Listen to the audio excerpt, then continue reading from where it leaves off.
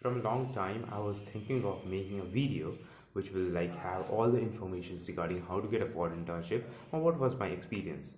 Rather than sharing my experience, it is more important to share what are the various ways by which you can start applying for a foreign internship and by which you can surely get one. When I was applying for the same, I had a lot of problem. Like I didn't know how to write a statement of purpose. I didn't know how to write a letter of recommendation, and I had very supportive seniors, but when you don't have all the things at one place, you will have to wander around to all different places. Like you will have to go to read some blogs, you will have to read or know how to write a letter of recommendation, because one person cannot help you with all these things, right? Because you cannot go to a single person and ask him to just write a research proposal for you. This is you who will have to write it. So I thought how good it would have been if I would have found some video like this which I'm making right now, where someone would have talked about all sort of preparations which are needed for getting a foreign internship. So generally, for a foreign internship, there are a lot of things which are required, which I will list one by one. So the first thing which is required is a passport. So generally, people don't have a passport because they never thought of going for a foreign internship. In my case, I had a passport way too earlier, so I had this advantage. While few of my friends who had very decent academic performance had a nearly same resume as mine, but still they couldn't go there because they didn't apply it, just because they didn't have a passport. So I'd suggest to make a passport as early as possible so that it will be easy and you will have that kind of mindset that yeah, certainly you are going for a foreign internship. The second thing which is required is supportive friends, supportive and selfless friends. I cannot undermine this fact, like how much my friends helped me to go for a foreign internship. I don't think I would have been able to do it all by my own. So certainly my friend were doing a lot of work for me on my behalf, because you cannot do all the things at one point of time. You have to take help of some of the friends who are doing it without their own interest, and I had that bunch of friends.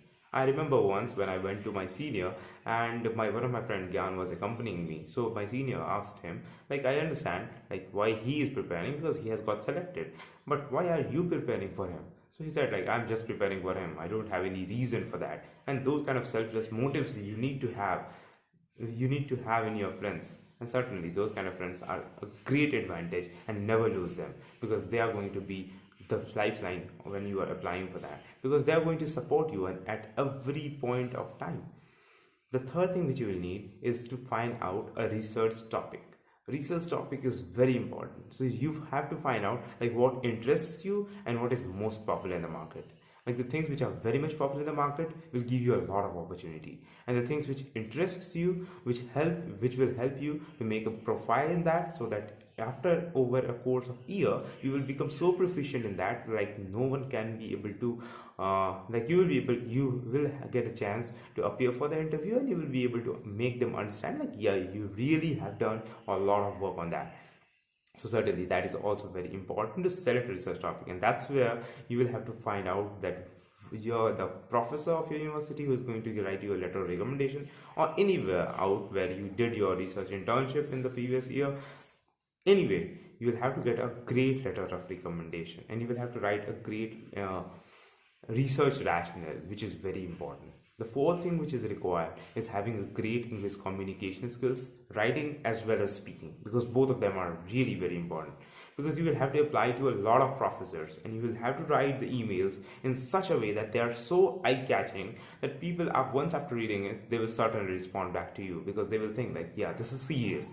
This is someone who has gone through my profile, who has seen my research, who really likes my projects, and that's why he has applied to do his research internship under me.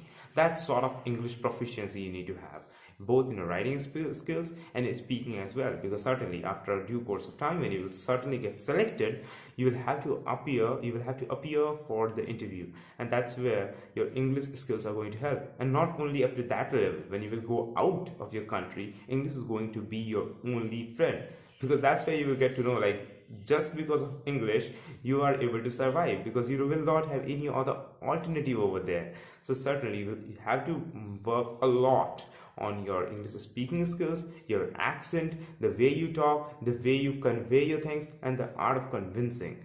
you will get to know its importance once you getting the help with the art of convincing and art of communicating, because these two things are the most important thing according to me, which helped me in my internship.